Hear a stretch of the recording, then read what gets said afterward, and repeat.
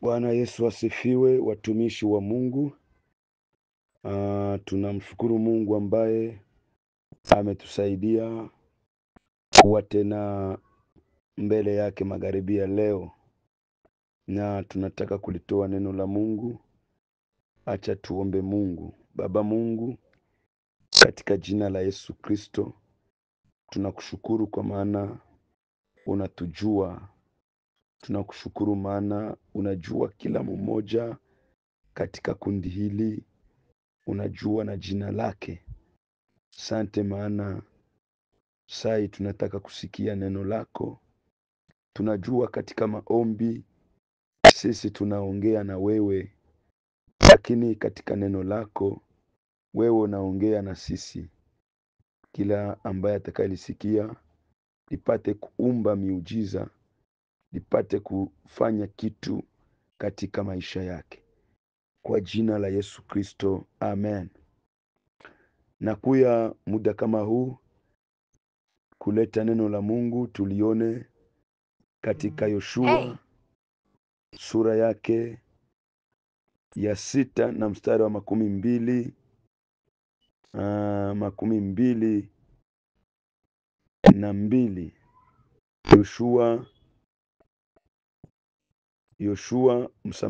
Yoshua sura yake ya 6 na mstari wake wa 22.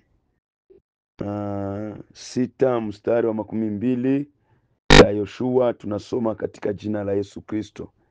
Basi watu wakapiga kelele na makuhani wakazipiga tarumbeta. Hata ikawa hapo watu waliposikia sauti ya tarumbeta, nao watu wakapiga kelele kwa sauti kuu sana, na ule ukuta wa mji ukaanguka chini kabisa. Hata watu wakapanda juu wakaingia katika mji, kila mtu akielekea kukabili mbele, wakautua huo mji. Amen. Niko nataka ongea na mtu mmoja hapa kwamba Bwana aangushe kuta ambazo zinasimama mbele yako. Bwana aangushe kila kuta ambazo zinasimama mbele yako. Hii ni habari ya Yoshua wakati alipovuka Yordani, na alipovuka Yordani, watu wa Yeriko waliposikia kwamba Yoshua anavuka Yordani, wakaogopa sana, wakachukua miji yao, wakafunga milango, kwa sababu milango yao ilikuwa ngufu na hapakukuwa njia ingine ya kupita isipokuwa kupita ndani ya mji. Waisraeli wakakosewa na la kufanya, akili zikawaisha, wakashindwa wafanye nini. Lakini akili za watu ndo zilifika kumwisho, lakini bado akili ya Mungu ilikuwa ikingali kumwanzo. Mwanadamu alishindwa kufikiria, lakini Mungu akafikiria, akajua la kufanya. Niko naambia mtu mmoja hapa, wakati mwingine unaweza kupitia matatizo ambayo inafunga baraka yako, ambayo inafunga kazi yako, ambayo inafunga ndoa yako, ambayo inafunga huduma yako.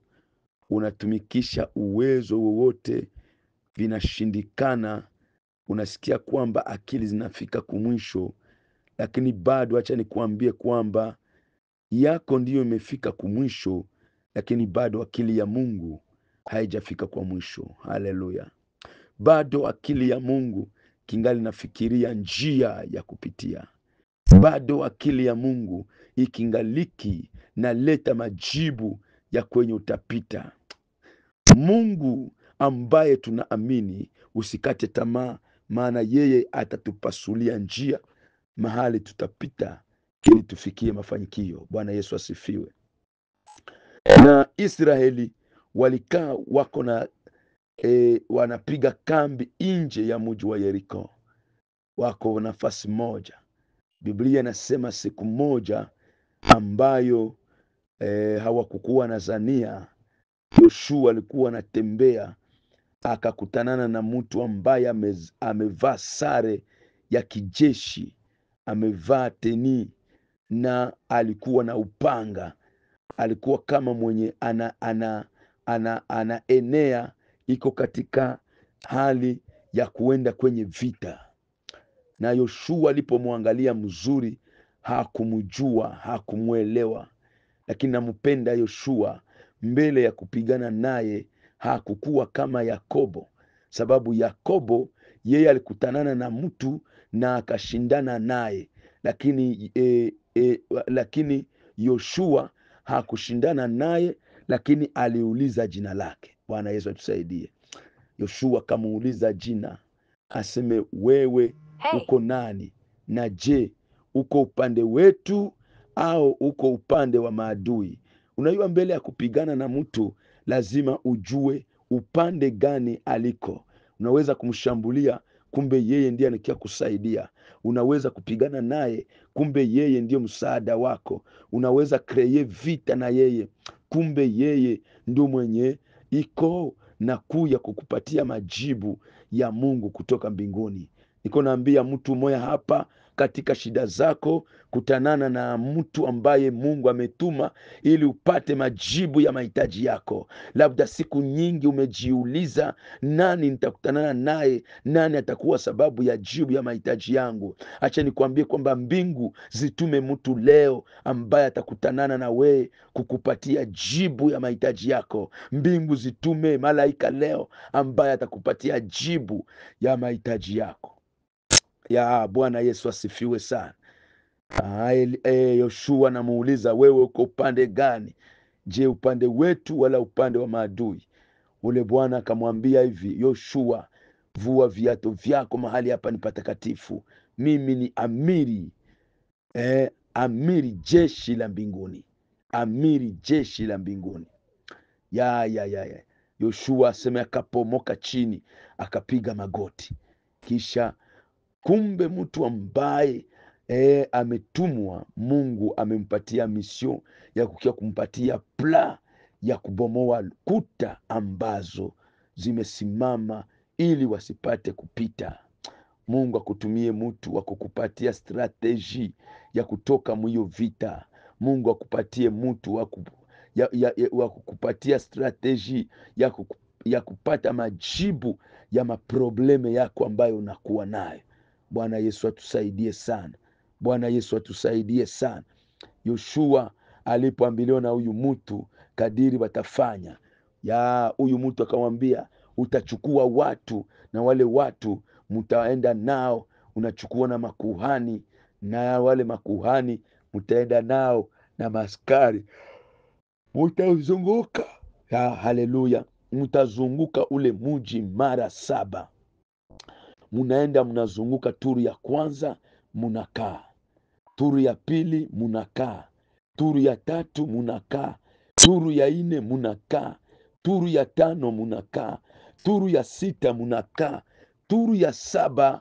Aseme mukimaliza kuzunguka ile turu ya 7, ile siku munaizunguka tena turu 7.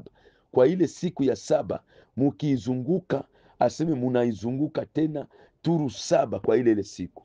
Hapo mtatayarisha makuhani ambao watakuwa wa 7 na wanachukua pembe 7 za kondoo dume, na mtakamata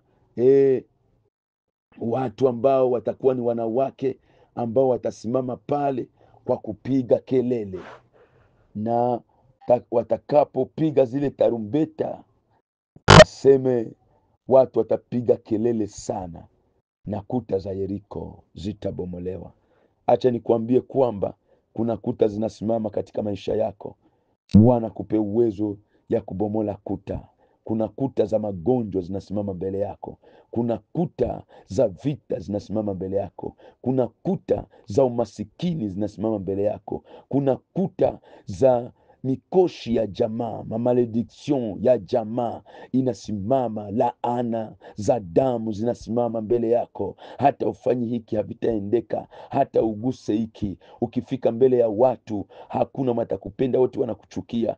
Ile iko ni laana za damu za ukoo ambazo zinazingatia mtu katika maisha. Hizi ni kuta ambazo ziko na kufanya usiendelee mbele, lakini leo Yesu akupe nguvu ya kubomoa kuta za Yeriko. Kuna kuta zinasimama mbele yako.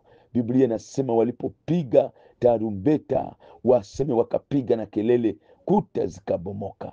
Aseme kuta zilipobomoka hawakupita chini, lakini walipita juu ya kuta. Acha nikwambie kwamba uwezo wa Mungu ushuke katika maisha yako, ubomoe kila kuta, na kisha kubomoa kila kuta upite yulu ya majaribu yako, upite yulu ya maprobleme yako. Wewe usipite chini, lakini upite yulu, maana ukipita yulu kuna jambo litajitokeza. Utaenda na kanyaga zile kuta, utaenda na kanyaga yale magonjwa, utaenda na kanyaga ile probleme. Na ndio maana Mungu amemwambia Daudi aseme, nitakupa uwezo ya kukanyaga kila nguvu na kila mamlaka ya maadui wako, nitakupa uwezo ya kuwakanyaga. Acha leo ukanyage kila vita, ukanyage kila maadui wanasimama juu ya maisha yako, ukanyage juu ya vita ambavyo vinasimama katika maisha yako, ukanyage juu ya ushomeri, kanyaga juu ya ulokatere, upangaji wa manyumba, kanyaga juu ya pepo za mikoshi zinasimama katika maisha yako, kanyaga juu ya wote wanaokupiganisha ili wewe uendelee mbele. Biblia inasema hivi, yaseme ile bariere ambayo ilikuwa ya kuta ilipobomolewa, bakapanda yulu ya ile kuta, bakakabili mbele. Acha nikuambie kwamba wewe hautapita chini ya probleme yako, lakini utapita juu ili uendelee mbele. Utaenda na ikanyaga ile shida na wewe unaendelea mbele. Utaenda na ikanyaga ile pepo ya mauti na unaendelea mbele. Kuna mtu ambaye kuta yake ni kwamba hatatambuka mwaka huu, atakufa. Lakini acha leo nikutabirie kwamba Mungu akutie nguvu, ukanyage kuta za pepo ya mauti ili upate kukabilia mbele, uendelee, uvuke mwaka wa 2026 katika jina la Yesu. Kama unaamini, sema inawezekana. Kama unaamini, sema Yesu anaweza yote. Haleluya, haleluya. Aseme kuta zilipobomoka hakupatikana tena kizuio ya kuwazuia. Acha kuta za mablokaje zibomoke. Zikibomoka utakanyaga kila hewa yote na utafikia malengo yako. Kunaambia mtu moya, ile kuta ibomoke juu ufikie baraka zako. Ile kuta ibomoke juu ufikie ya maproje yako. Ile kuta ibomoke ili ufikie ndoa yako. Ile kuta ibomoke ili jamaa yako ipate kuendelea mbele. Na kuombea magharibi ya leo kwamba kuta zote zinasimama katika maisha yako, Bwana azibomoe. Mungu akubariki na Mungu akusaidie. Uwezo wa Mungu ubomoe kila kuta, ubomoe kila magonjwa, ubomoe kila giza, ubomoe kila vizuio vinasimama mbele yako, vinasimama mbele ya kazi yako, vinasimama mbele ya maisha yako, vinasimama mbele ya yote ambayo unayakabili mbele. Niko na kuombea kwamba Mungu akusaidie na akutendee miujiza, kila kuta zote ziangushwe leo magharibi. Katika mwaka huu tunataka maliza mwaka, kuna kuta zinasimama, lakini zibomoke juu kabili mwaka wa 2026. Kila kuta ambazo ni za maadui wanakupangia njama ya kukuua, zibomoke. Wametengeneza silaha juu ya maisha yako, zibomoke. Kila kuta za zambi zinasimama mbele yako. Shetani kila wakati iko naleta zambi katika maisha yako, hautafanyikiwa kiroho, hautapanda ngazi za kiroho. Leo zile kuta zibomolewe juu upande viwango vya kiroho. Mungu akubariki na Mungu akusaidie, abomoe kila kuta ili upate kuendelea mbele katika safari yako. Mungu akuwezeshe uendelee mbele katika safari ya mafanikio, katika safari ya kimwili na katika safari ya kiroho. Bwana tuwezeshe na kutubariki kwa jina la Yesu Kristo. Neno hili likutie nguvu na likutoe nafasi, likusogeze nafasi nyingine katika jina la Yesu Kristo. Bwana Mwokozi, tunaomba hivyo. Amen.